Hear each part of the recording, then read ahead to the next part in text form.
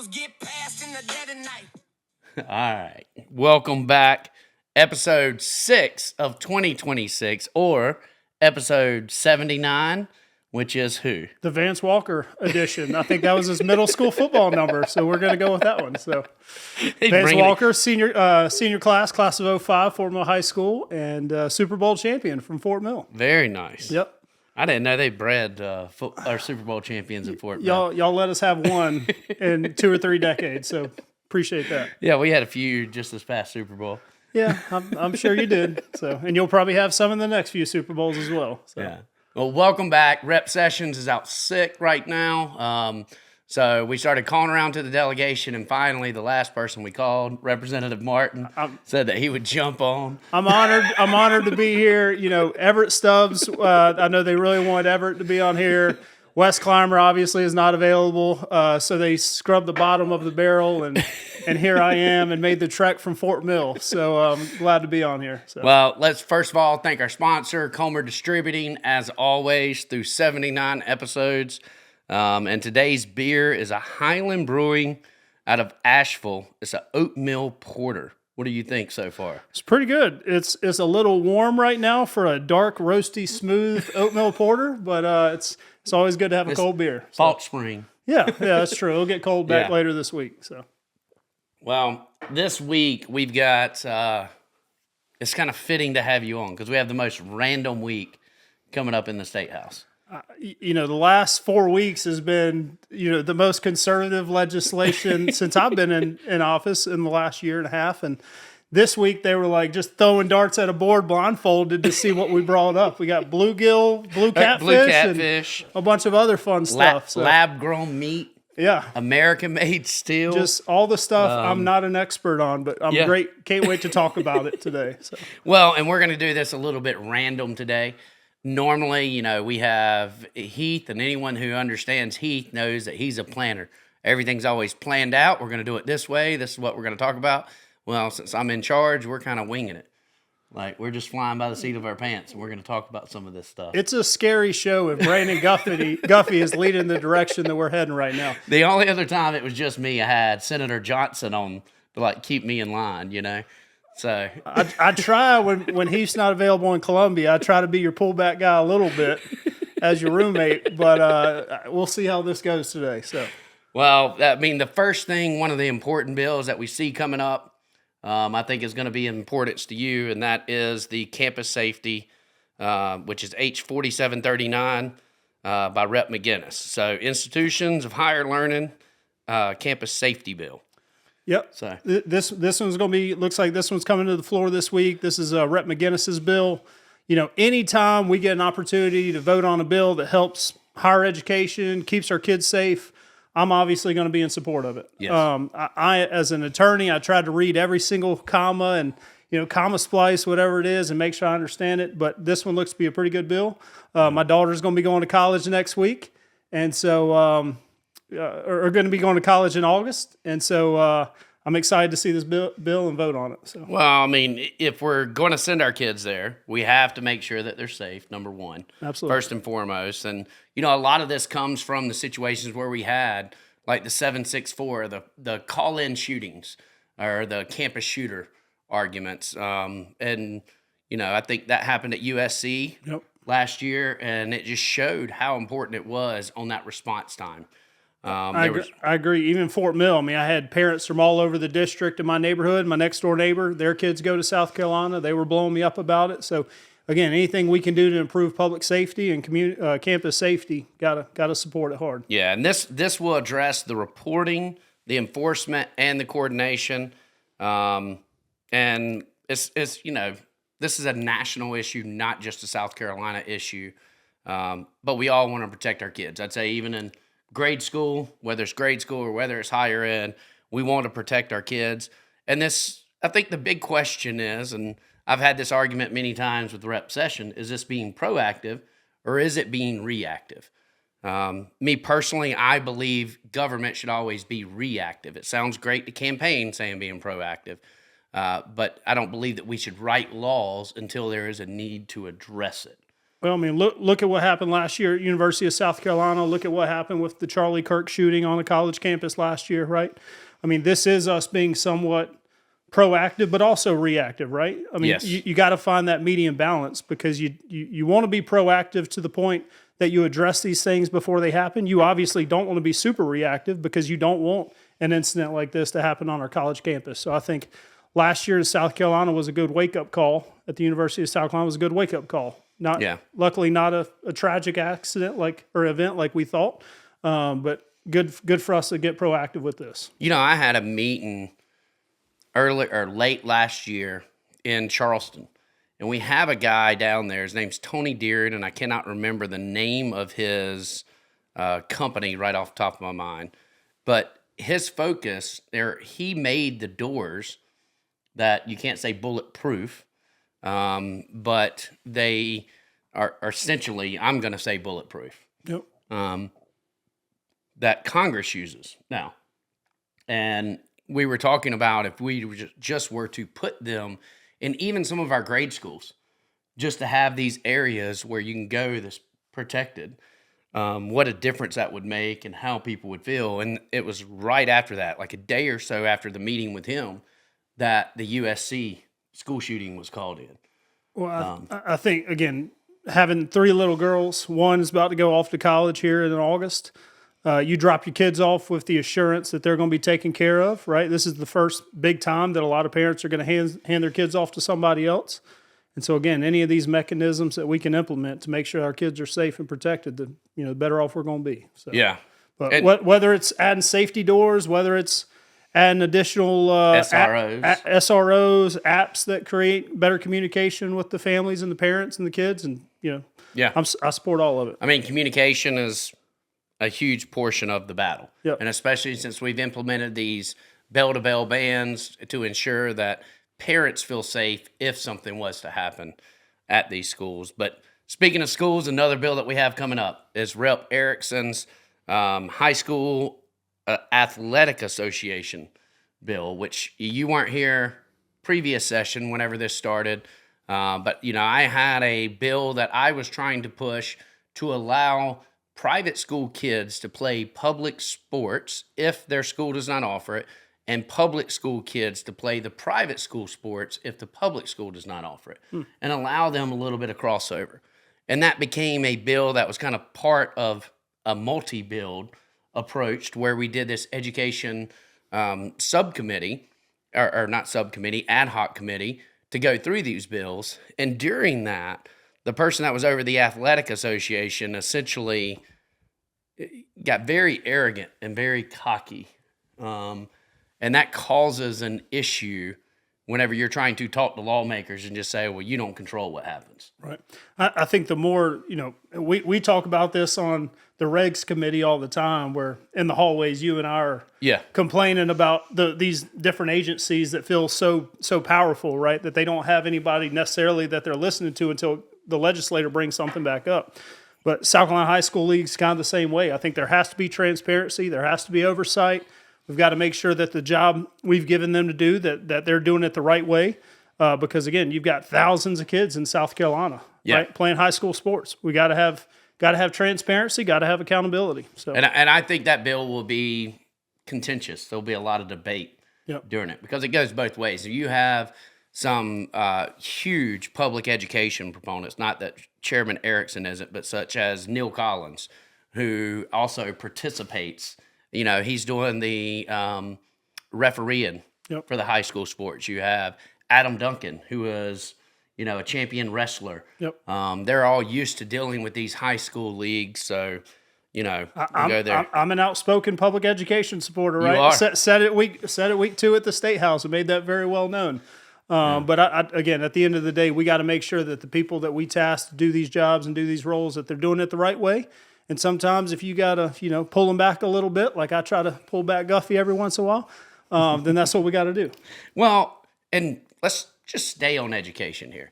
We have the parental rights bill coming up, which is Heath's bill that he is leading through his subcommittee. Been a lot of testimony in the State House, a lot of concerns. The concern that I had is teachers being held liable in these situations. I'm okay with you going after the district and the district having ramifications for dealing with the teachers. I just don't know, unless it's a gross negligence issue, I don't see any way that we can say you should be able to sue teachers directly if you can't sue law enforcement officers directly. I don't believe either one of them. I believe it's a public service. Yeah. Well, I think you and I are both co-sponsors on the bill. There's a lot I love about the parental rights bill. There's some stuff still in there that I don't love that we're going to have to potentially work through amendments next week that I expect to see some amendments on next week. There were 10 amendments in the committee, I think, that got passed out of the subcommittee on that. I know Heath has been working his butt off, focusing on this bill. Ultimately, I think people got to be held accountable. That doesn't mean you just open up the doors, full reign on every lawsuit possible, right? We don't want to give these lawyers any more power. That's right? what I'm saying. I thought we were for tort reform, right? We were out here. We want to limit the amount of lawsuits. We don't want to open it up to so many lawsuits against teachers. Yeah. But at the same time, when somebody is not being held accountable, when somebody does something wrong, especially willfully or grossly negligent, I definitely think there has to be some type of accountability. Yeah, and I love busting David's balls on that, because we have this argument constantly. Whenever I start talking about something, David's like, whoa, you don't want the lawyers involved. Yeah, like, don't bring the big old bad lawyers. We just cut those dirty trial lawyers. We just overcomplicate everything, right? That's what I see all the time on when I get tagged in stuff on Facebook. So yeah, everybody hates us until they need us for something. So well, it's kind of what Tommy always says. Tommy says everyone wants tort reform until it involves your own family. That's right. And then you're seeking justice. In that case. Yeah. Well, we're going to shift gears a little bit. Let's go on to the next bills that are coming up, which are lab-grown cultured meat ban. So this is Bill 5096, led by Representative Haddon. I am a co-sponsor on it, and it is essentially... I can't wait to hear your expertise on the lab-grown meat industry. Can't wait to hear this one. Look, as we will talk a little bit later, I believe we all own our own DNA. Let the cows keep their own DNA. Quit growing this stuff in a lab. Let's have some real meat. You know, we already see what all these chemicals and these man-made things that we're doing are causing. Why not ensure that we are getting real beef? We're supporting our farmers in the process. Well, I know you're going to make fun of me for saying this, because y'all are probably like, Davis is on vacation all the time. But, I went to Italy last year. Yeah. First time I'd ever been to Europe. And I think I drank more wine, ate more meat, ate more bread than I've ever had, came back and lost 6 pounds. Because there's none of the sugars, there's none of the added preservatives, there's none of this fake meat or any of this other stuff out there. And so, again, anything that we can do to, one, make it healthier, make sure it's more natural, remove the preservatives, remove the sugars out of it, I'm all for it. Just look at the difference between, and I say this whenever I went to Germany last year, I have heartburn because I drink sodas instead of coffees, and the problem that I kept having was the only thing they had for soda was a Coca-Cola. And so I'm drinking Coca-Cola thinking, oh man, this dark soda is going to give me severe heartburn. And then here I was eating Indian food, drinking Coca-Cola, trying anything and everything to eat out there, and no heartburn.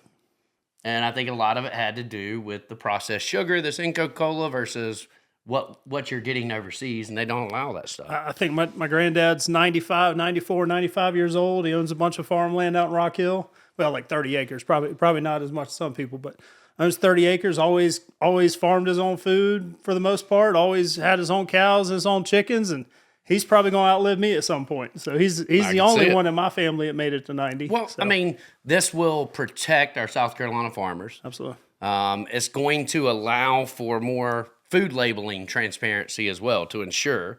And I think first and foremost, we're losing farms in droves. One of the things that the agricultural advocates were for last week were talking about allowing the conservation of these farms to keep them from being sold off. So that way we can protect ourselves. Jermaine Johnson has a bill that talks about we should produce 25% of everything that we consume directly out of South Carolina. Well, in order to do that, we've got to have farms. We have tons of farm land. We just have to keep the Yankees from buying it all up, and we're okay. We can't end up like Fort Mill and TKK, Well, get that little jab. I got pissed off at the DNR guy last session when he was like, well, David, when we were talking about regulating deer, he was like, well, David, you live out in the city. And I was so offended. I was like, I grew up in the country out down dirt roads in Fort Mill and a bunch of farmland. So now they're trying to neuter the deer, which did not work with darts. That did not work either. Let's spend hundreds of thousands of dollars to neuter these deer. 100%. Yeah, it makes no sense. Got to support our farmers. I know there's Commissioner of Agriculture race coming up here soon. Sounds like, so I'm excited to see who runs for that. Yeah, and we got Cody Simpson, and you didn't serve with Cody, but Cody used to be with the governor's office. Yeah, a huge agriculture advocate. He's actually appointed by Trump for South Carolina, so he's up there working with him on ag. And Trump just came out and endorsed him. He announced that he was going to run. McMaster and Trump came out and endorsed him. But we have some other people that are, well supported as well. And sometimes, as is good with any race, is just to have the common man come in. Like there was a guy, Bob Rozier. I liked him a lot whenever I was running for county council. And he was running for commissioner of ag, but of course he's going up against our incumbent commissioner of ag, so that made it a little bit tougher, but he did have some good ideas. Well, Cody's the only one that I know, and I know he's got a long list of sponsors and supporters behind him, and Cody's just the most salt of the earth kind of guy. He's the guy that you walk in, he's got the biggest smile, and he's ready to shake your hand and ask, hey, how you doing? Yes. And so I love Cody to death, so interested to see how that works out. Yeah. Well, as we transition from the lab-grown meat, let's talk about the roadside markets bill, H5097. So it is coming up. It was favorable as amended, but this will protect our local farmers to allow them to sell the food on the side of the road, supporting our rural economies, as opposed to having to jump through all these hoops. So it's more like a cottage food style expansion, Hey, any opportunity for me to stop and get more boiled peanuts on the side of the road, I am all in support of it. So we only got one guy over on the big city of Fort Mill side. There's only one guy you got to go to down Sutton Road who has the boiled peanuts market on the stranglehold over here. So yeah, anything. We've got tons of them around. I'm not surprised. I got one just a block up the road. I'm not surprised by that, Brandon. So. Yeah, I don't think they allow the movable tiny home that he boils his peanuts in up in Fort Mill. I think once you cross the river, like them cops pull you over and say, "Look, we don't want your kind here." Well, we need to work. They gentrify the area so much. We need to work on that only for the boiled peanuts guys, and that's it. So no Clampets come to town. Yeah, correct. Up there, right? And I'll be honest with you, like this bill, I need to read further to have a little bit more information.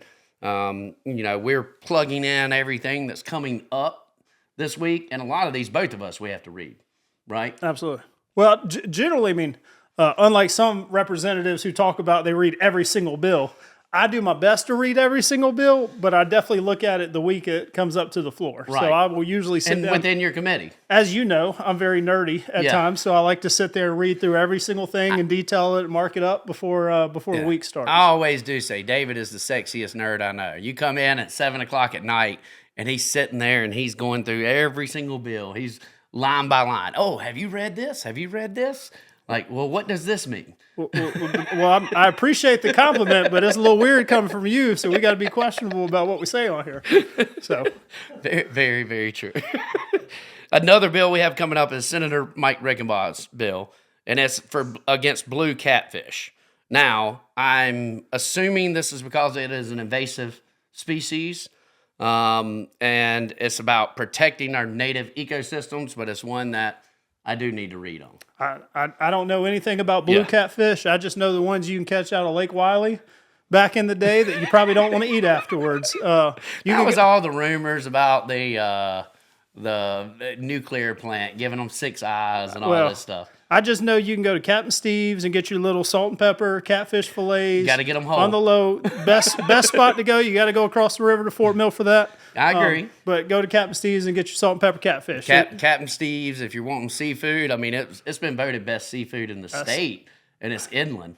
Well, it's definitely it's worth the drive every single time. Yeah. So. One of my first jobs was working for Steve and Janine whenever they were part owners of the Mayflower in Rock Hill. Oh, okay. And I was a busboy out there for a little bit. Well, see, before they moved and started Captain Steve's. Well, my daughter's godfather, Ryan Robert Newkirk, class president of 05, he worked at Captain Steve's all throughout high school. And I just know that Steve and Janine, all them have been such huge supporters of law enforcement.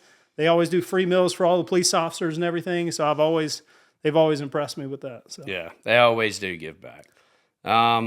According to this, we also have an official state migratory bird bill coming up, which it doesn't say what it is. Well, it's a Senate bill. I did see that there was a post that went viral of some young kid that was up testifying at the subcommittee about the bill. And this has apparently been one of his big pushes was to name this migratory bird. So I got to go read about it. But props to that kid for coming up there and apparently doing a great job in his testimony. Well, Spencer Wetmore last year presented a bill about the state bird. And it was like one of these days where people were throwing up 50 amendments. And it's like, okay, well, if they're throwing up all these amendments, we got some time to kind of waste here because no one's listening to half the amendments that were put up if it's someone that you don't trust to begin with. I didn't know Spencer joined the Freedom Caucus and threw up a bunch of crazy amendments. No, she didn't throw up the amendments. Oh, got it. Okay. These were on other bills. Got it. But the thought crossed our mind, a few of us, to make amendments to recognize some inappropriately named birds, and there's few of them if you just were to search up as the state bird. Now, luckily, none of us ended up submitting it because we didn't want to waste any time, but it was just like, okay, should we do this to Spencer? Should we mess with her? And I was like, nah, it's going to get... Just do like a strike and insert on her bird. Yeah, that would be awesome. So it was pretty good. I got to look that one up and do some research. Yeah. Well, another big bill coming up. Buy American Iron and Steel Act. This is Representative Yao. I think this is something that we can all agree on. If taxpayer money's buying something, then shouldn't it come from America? Like, I'm a South Carolina first, but definitely America first, and I certainly don't want them going outside of our country and using taxpayer funds to buy something outside of the country. Couldn't agree more, right? America first. This is part of President Trump's whole platform. America is to focus on American goods, right?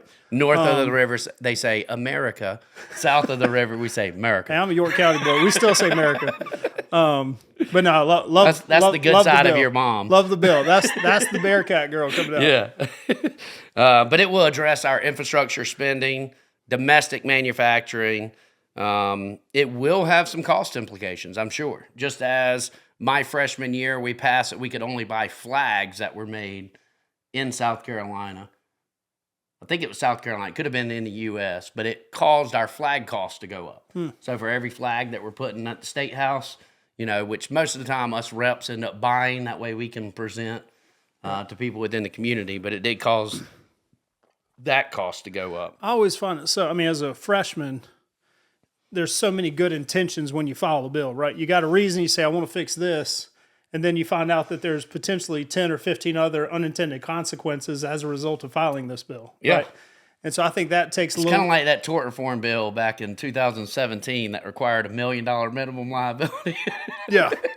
That I'm glad that I started that whole process last year of changing the tort, supporting the liquor liability. I would just like to throw out there that after I filed my bill in the House, suddenly it became an issue that we got passed in the House. So, don't blame me for the whole liquor liability issue. No, but that was an argument because everyone kept saying that this has nothing to do with it, but yet there's a direct correlation of when that was filed, when that was passed, and then the issues with the insurance companies starting to leave the state. Well, we ain't got enough time on here today to talk about the transparency and insurance reform and all that needs to be had. But I agree with you that as soon as they went up to that, and I think that's why we had a good bill that got sent over last year, where if you do these things, if you do the safety training, if you do all that, then it reduces, hopefully, will reduce your premiums. Yeah, and as the problem with many of these bills, what I loved about being on local government is you made a change, you made a decision, and you saw immediate impact. Whatever decisions that we're making here, unless we're issuing an outright ban, you don't see an immediate impact. And just as we did our judicial reform bill, this is the first judicial election that falls within our judicial reform rules, and we haven't even given it a chance to see how it works. And now, just last week, we passed out again. We're going to remove all lawyer legislators and allow the governor to appoint the JMSC.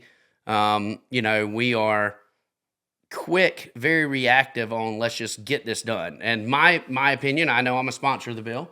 My opinion is I could really care less whether there are lawyer legislators on there or not.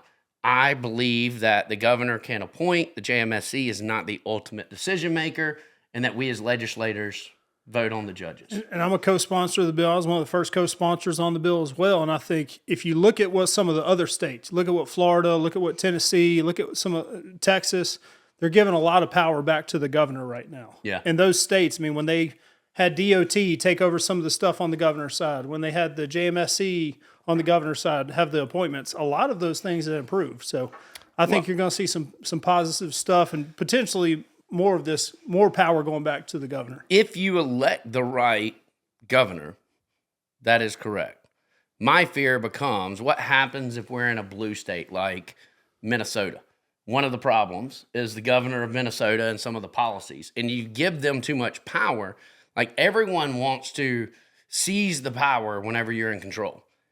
But you got to be careful about how far you go, because then that's just coming back to you. Whenever that pendulum swings back, we have to be cautious. I couldn't agree more. I thought you were going to tell me if one of the Republican candidates running for governor got elected in there. I was waiting to see if you were going to give me an endorsement today or not. No. For somebody. So.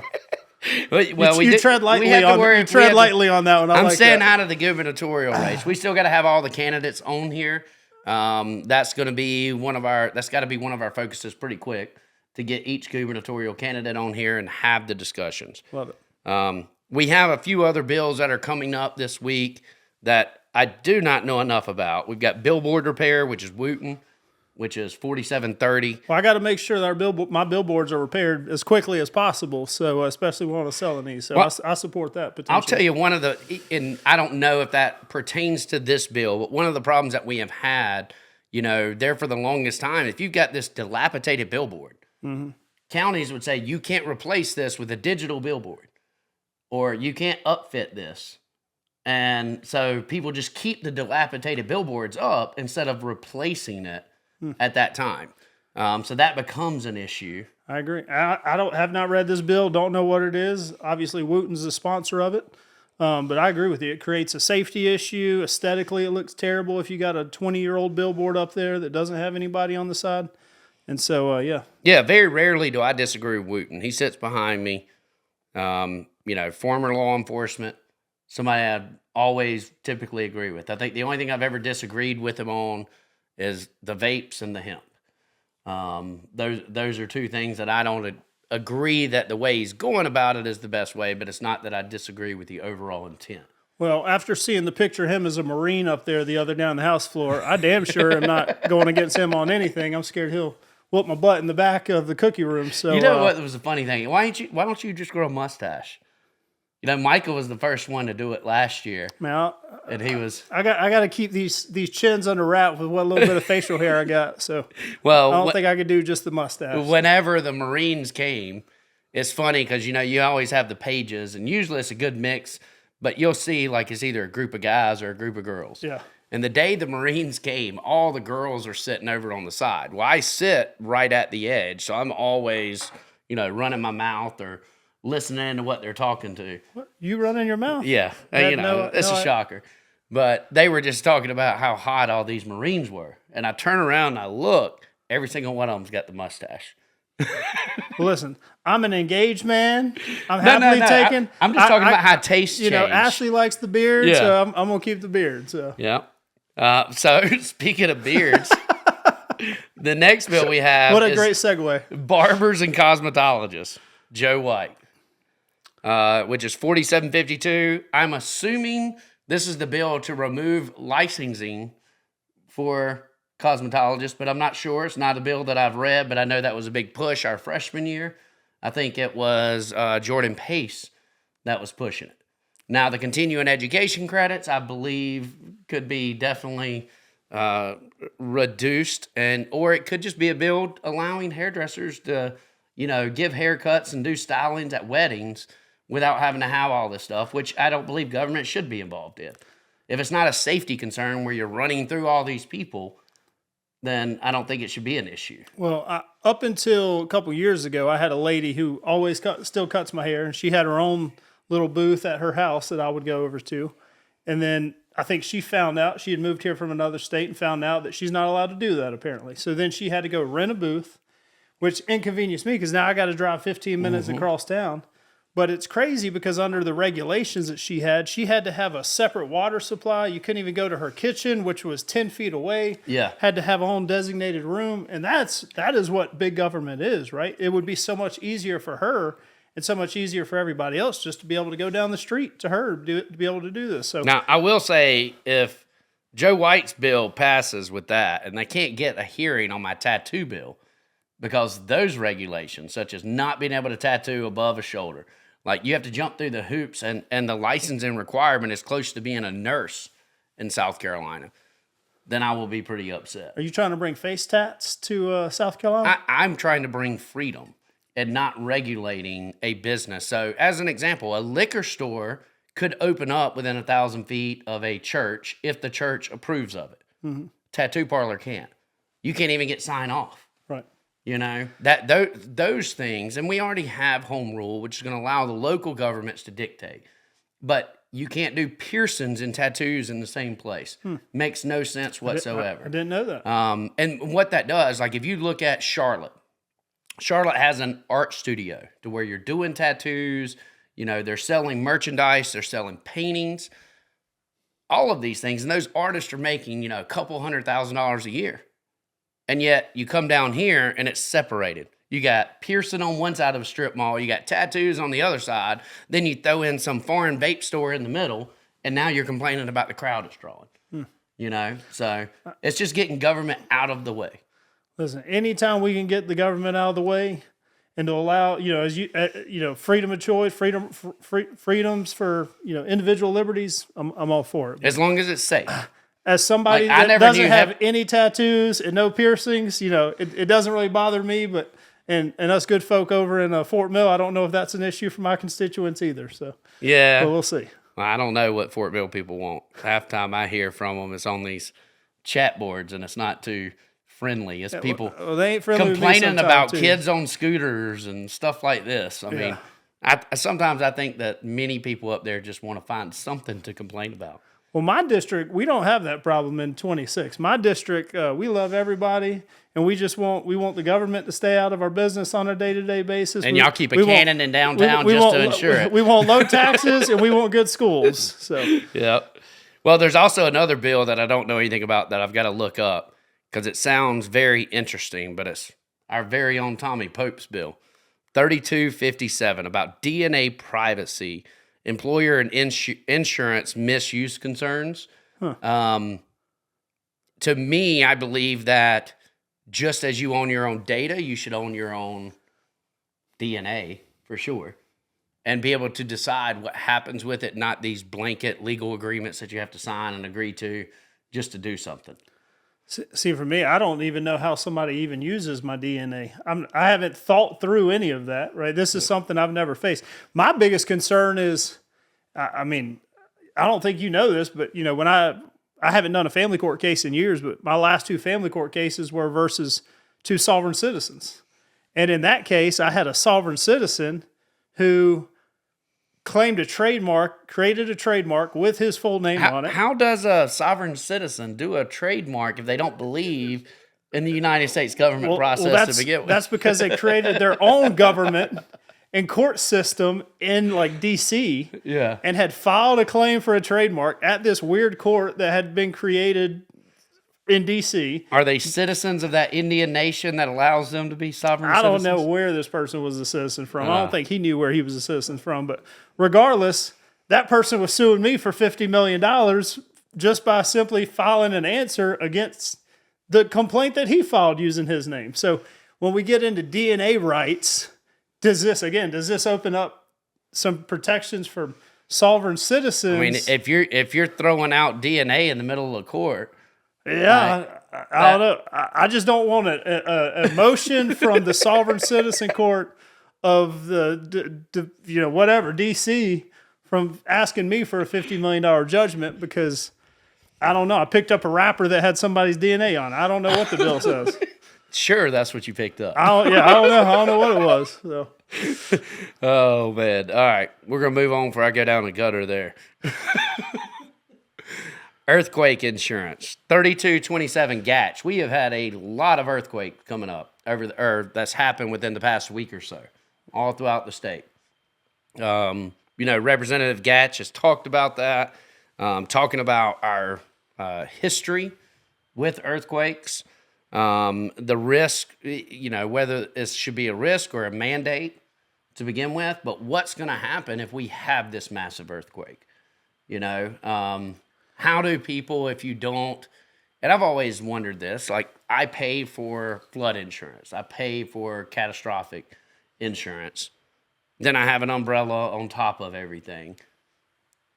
It's kind of hard for me to say whenever people don't have a house payment but don't pay for insurance, and then they say, well, my house got wiped out, the government's got to rebuild it. And it's like that's kind of the purpose of having the insurance to begin with. Well, I have not read this bill. I obviously got to spend a significant amount of time on that. There's just so many exclusions in an insurance policy of what they will or will not cover. Yeah. And so that's what I want to read through is what are the exclusions from the earthquake? Because there's already a thing called an act of God, right? So if an act of God happens and you got an earthquake policy, does that now exclude it even from being covered under the earthquake policy? Attorneys write the insurance information, like the language. I'm just kidding. Well, that's right. I guess you need some good attorneys on there to argue against it. Yeah. So we've heard, but they don't want any of those in the legislature. They don't want any good lawyers down there mucking up the process. For anybody. Spent a year on the Judicial Reform Committee, which I came in. I campaigned as a freshman on doing complete judicial reform, thinking that electing judges was the best way. And then as we came in, I learned that is not the best way and how corrupt that can be. So it kind of changed my view a little bit. Same thing on the insurance rate review ad hoc committee this year. I learned that everything that I thought is not exactly true. Some of the things, the funniest thing I joke about, I never understood why it's called a storm door. But yet, if you look at how insurance rates and whether a door opens outward or inward, and if it opens inward, your roof can come off. Well, a simple solution to that is a storm door.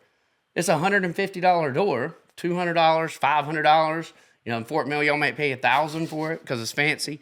But it's got glass windows. You need to have glass on it because you can't allow the water or you can't allow the air to come through.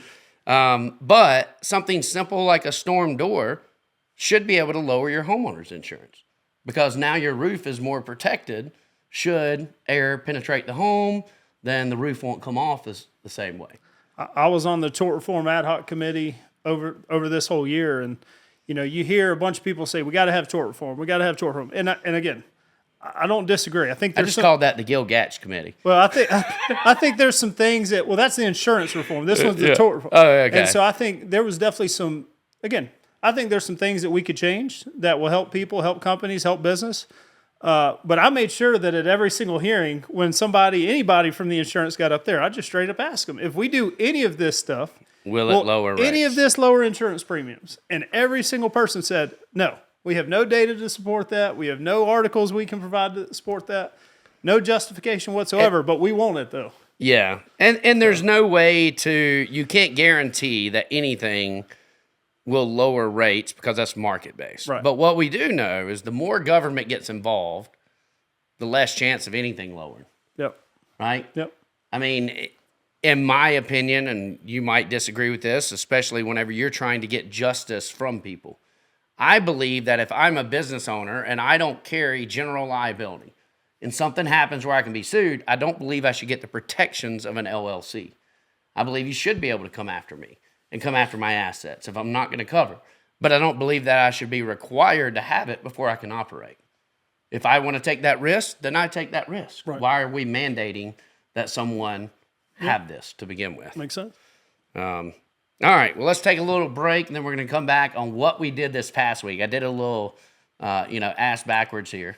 But, well, we're going to take a little break, and then we'll come back, and we'll talk about what we got done this week.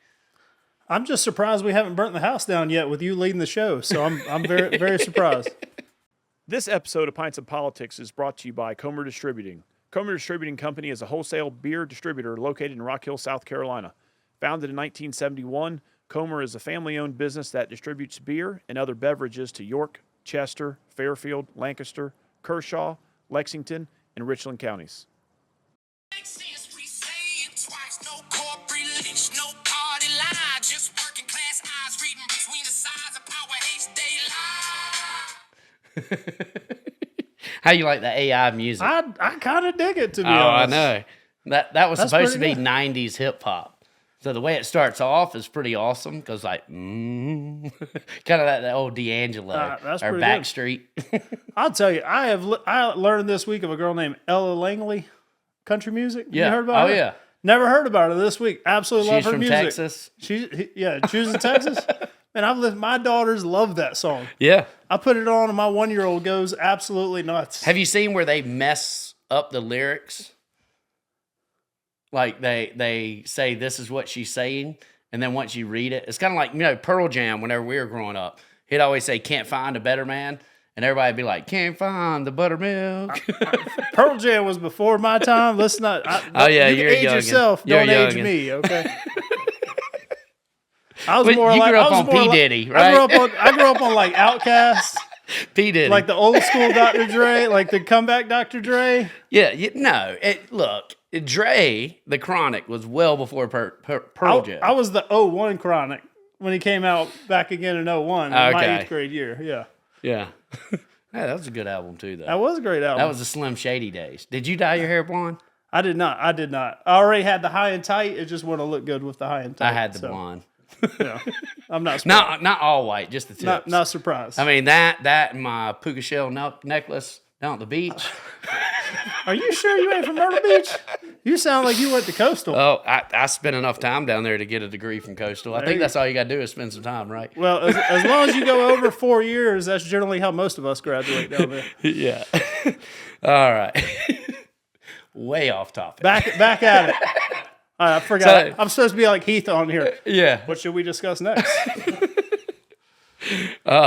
So, you know what? I'm not even going to go over last week's stuff because I think we pretty much got it. The big thing was the judicial reform, the bill which passed. We have talked about previously on the podcast about it, so I don't think that we need to go through that. Let's go. we did. One thing we can talk about, though, just briefly, is we did pass the small business tax Yes. bill. That gave a $10,000 tax credit that you take your office equipment, office supplies, your personal property of the business, and you get a $10,000 deduction off the top of there. I think 98% of the business, don't quote me on this, but I think 98% of the businesses in South Carolina will actually qualify for this. And so I think that's going to be a huge benefit for our small business owners in And South we even Carolina. have the municipal association and council of government or county government actually agreeing to this. Yeah. So it's really going to affect on their end more so than our end. But to have that support and have that agreement, this is something that can help everyone. This is the type of legislation similar to what I always talk about with the REINS Act that we passed unanimously. That's over in the Senate right now, which will eliminate the small business regulations and sunset them. This is something that everyone should be able to get on board with. I mean, this is exactly why I came to Columbia. Yeah. Right. This is the kind of bill, a $10,000 tax credit for your small businesses. And I'm not even going to benefit from it, Right. but it's going to benefit the great majority of South Carolinians across our state. And that's exactly what I want to focus on is how do we cut more and more taxes? Those are the bills that I love the most. And just like you said, I always say people can focus on the forest, the big issues that are the campaign issues.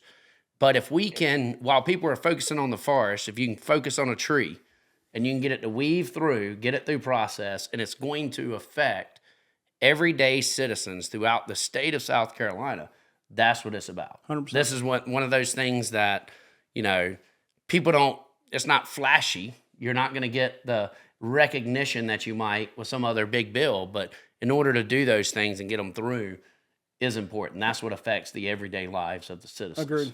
Agreed. Well, let's go into campaign mode. So Can't wait. I was told this past week, originally I was told by somebody there that I will not be challenged. Then I go and meet with them this week and was told, yes, I am going to challenge you. Wow. So it's kind of, it's wishy-washy, back and forth. Don't really know. And we got a good month till filing. So we will see how that goes. You have an opponent as well. One that ran against me, and we're not going to mention opponents' names. We're going to try our best not to. Old out of district Elizabeth? I'm sorry. My bad. Outside ends. Outside ends. Yeah. What's that about? That's I don't know. I saw a fundraiser with her cooking up some Canadian bacon, or I don't know what she was cooking in that picture. But is Canadian bacon just ham? I don't even know. Whenever I worked at Papa John's, if somebody said they wanted Canadian bacon, we just put ham on their pizza. So I'm hoping that's what they call Canadian Well, y'all bacon. probably didn't have too many options at good old Papa John's back in the day. So Hey, that was right before I went office. I was flipping pizzas. No, I'm just kidding. there you go. That was actually during those college years down at Myrtle Beach. I'm surprised you can even get a job back in the Myrtle Beach days. So, Yeah. but back to Kim. But yeah, Elizabeth's going to run against me again. Third time's the charm potentially. For so far. Again, I'm not going to sit here and talk negatively about Elizabeth. Wish her all the best. I've seen her out once or twice, not at our small local businesses or not at events in the community, except for the last month when suddenly it became campaign time. Oh, I'm sorry. I am going negative. But I've told her, let's have a discussion, I try to be as amicable as possible. Even people that don't support me, I try to be as civil and as amicable as possible with people.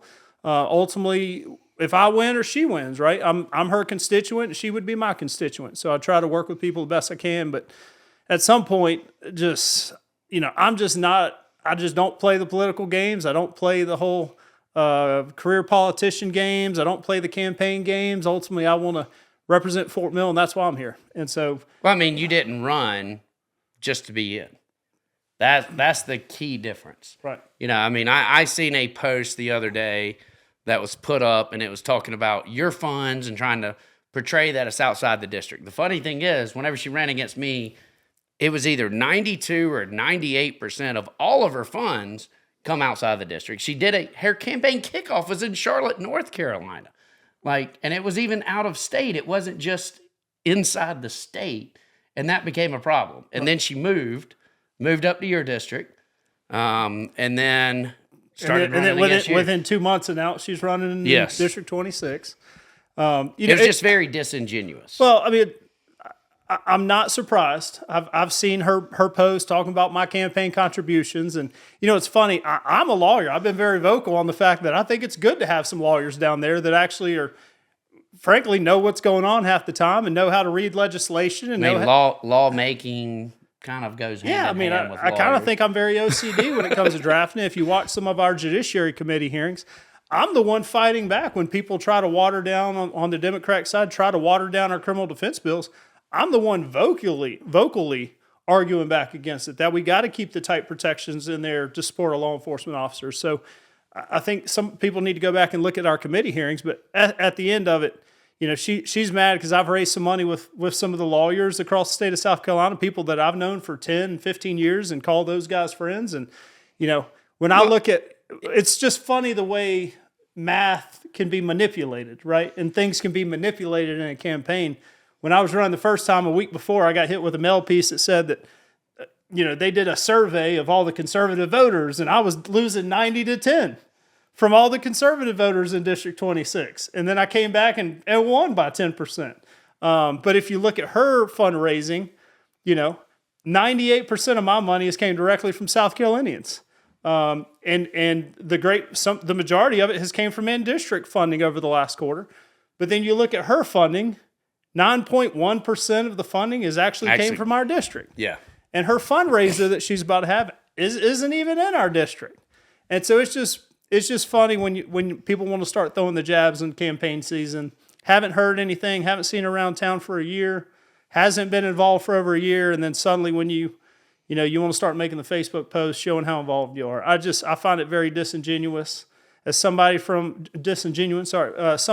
Fort Mill, lived there my whole life. I'm always out in the community. You can find me in downtown Fort Mill after this. So, but anyways.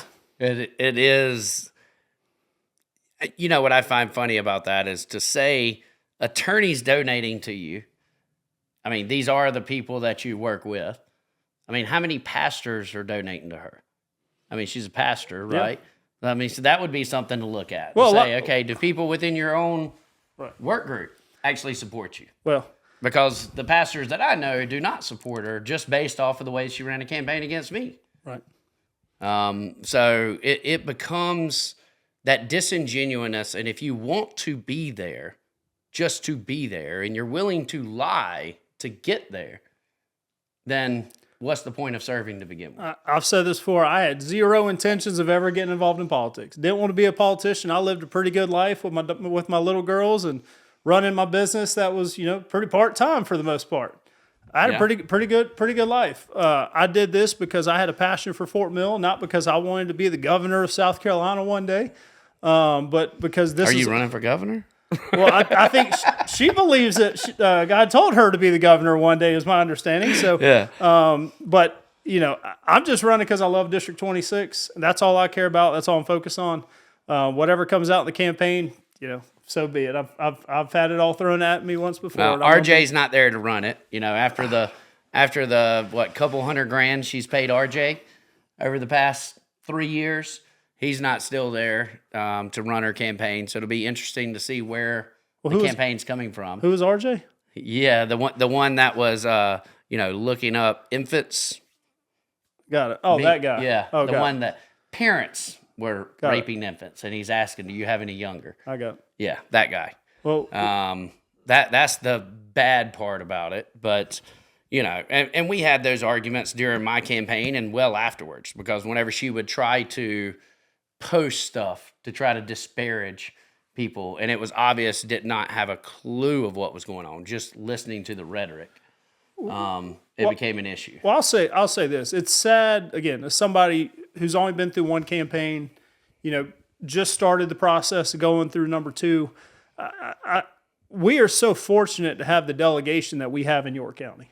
Because I think all of us get along pretty well. Yeah. We may disagree at times, but at the end of the day, our purpose is what's best for our community. Yes. And I can come to you guys. I mean, you and Heath are probably two of the most effective, first few year representatives down there. I mean, your first year, you were able to get Gavin's Law passed, which I haven't seen a single freshman pass a bill this session. It's tough, but it was a personal issue. Right. And it wasn't just me. That was our freshman class coming together. Correct, but everybody supported you, and you were able to bring those people together as a freshman. Yes. And you've done so much, and now you've led the charge nationally on this issue. And then you've got the AI stuff going on. I mean, you've got criminal protections. You've got the AG's office supporting you. I mean, you've got all them. Heath Sessions, I've never seen somebody work so hard. And I asked him my second day at the State House, I looked at him, I said, am I supposed to be meeting with people or something? Because people don't believe me whenever I talk about how hard Heath works. But I'm telling you, just as an example, I'm filming a documentary. The film crew comes down. And I was like, hey, Heath, can you meet me at Knowledge Perk and let's kind of just chat about how we got Gavin's Law going and going through the process. And he's like, yeah, absolutely. Well, he shows up. He's got an earpiece in.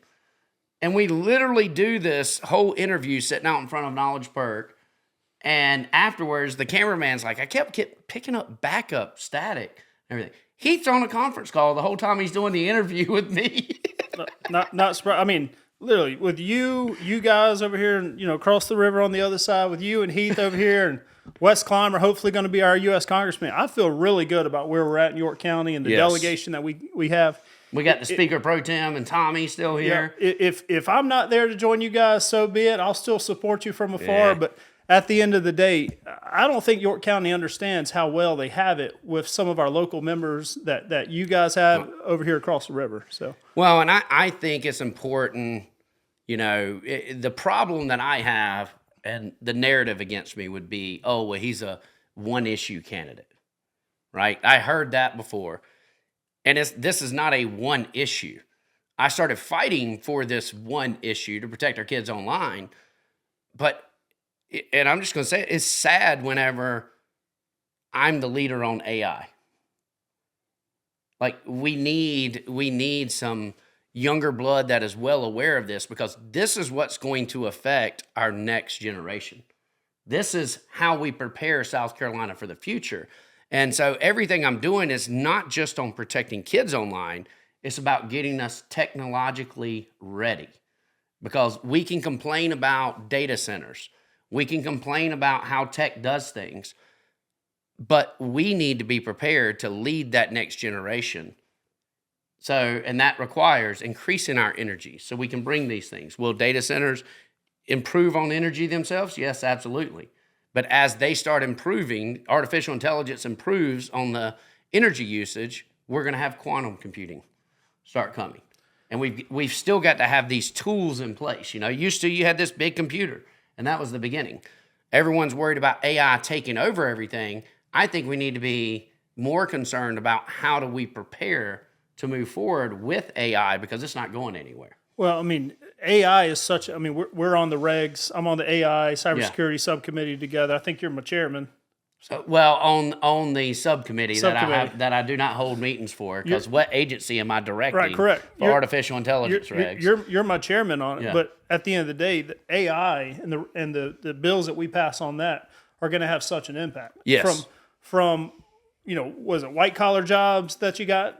Supposed to be 50% are going to be eliminated, is what somebody just came out with last week. In the next few years. I mean, look at the guy who filed the ethics complaint against me. He used AI to write it. And it was obvious that through his history of searching against me, it only wants to eliminate me from the house, not he. Right. During this complaint. This episode is brought to you by Burns Automotive. When your ride needs help, don't stress. Call Burns. Honest work, fair prices, and service you can trust. From oil changes to major repairs, Burns Automotive keeps you rolling. Burns, where South Carolina drives with confidence. Like, everyone's using AI. What I love is the people complaining about AI and complaining about data centers, and they're using an AI graphic to complain. It's kind of like the people complaining about save the trees with these big cardboard signs. Right. It makes no damn sense. Well, AI is just so broad. It affects us everywhere on a day-to-day basis. I use ChatGPT. Ashley gets on me because at 2 a.m, I'm wide awake forecasting the next 10 years on a business plan, or I'm throwing bills into it, creating counter arguments and proposals and figuring out ways I can better provide this bill or present this bill. And it's taken over our lives on a day-to-day basis. And we're lucky that you're so knowledgeable about it and on the forefront of it, because at the end of the day, that's going to help us as South Carolinians just be ahead of everybody else. Well, and that's the goal. And look, if I wanted to be a politician, I would sit there and campaign and prop all of these issues up that are going to help me. I'd type it in AI to tell me what's going to help me win this election, and let me start promoting this. But I'm just not that person. Like, we've got to focus on, as I've said before, we have too many politicians making decisions based on their next election, and not enough leaders making decisions on the nenext generation. I mean, if you wanted to, you could just create, campaigns, support, you could just run campaigns for people as a state representative. Yeah. And, using AI and just create like an AI, if you were really smart, a campaign automated AI model, and be a sitting House member and just, charge Freedom Caucus members for that if you wanted to. So you could. That sounds like a good business model. I don't know who would do that. I mean, it's always a good business model whenever you can just use someone else's technology without, giving anything that they can't buy themselves. I agree. So, but I want to thank you for coming on. Short notice, even though we did ask 20 people before you. You're always there if we call. I'm for some help. I generally try to answer the phone. We'll text you back. I'm honored that I was not the 21st call, and I was right there on the cusp. Actually, of 20. you were the second call yesterday. I called Clymer first to see if he wanted to come on, and then I called you, and you said, "Can I call you back?" And then it waited till today to Call me back. Well, there you go. You're on ChatGPT. I was on ChatGPT. Ashley did have her appendix removed 2 days ago, so was taking care of the fiance at home. But glad I could be here. Appreciate the opportunity. I know I did not do nearly as well as Heath Sessions. He is way more intelligent and very well thought out, way more than I am. But honored that I could be here. So the reels this week will be for entertainment purpose, not for educational purposes. Absolutely not. Absolutely not. If y'all want to talk about some family court reform or something like that, I got you covered on that. Happy to talk about our alimony reform and equal presumption of parenting time sometime. Yeah. But I mean, that's a big one. And that one will be coming up. If I'm not mistaken, it's already being discussed in the Senate on equal parenting time. Why don't you tell us the story about how you became an attorney? Because I think that's important. Well, my background's family court. When I was 20 years, I had a daughter at 20 years old. I was at Coastal Carolina University and had a daughter at 20 years old. And once we split up, we decided to separate. And I had to file a custody case, went through a really ugly custody case for a while. I saw what it was like being the dad in a process of going through a case like that. And it just motivated me to go back to law school and represent fathers going through that process because it was an absolute uphill battle, even just to be able to get equal parenting time. And so since then, I've represented, thousands of people across South Carolina going through family court cases and divorces. And there is, even though the tender age doctrine, which is a doctrine that said the child should always be with the mother, there are some really good dads that I've had the honor of representing in the worst time of their lives.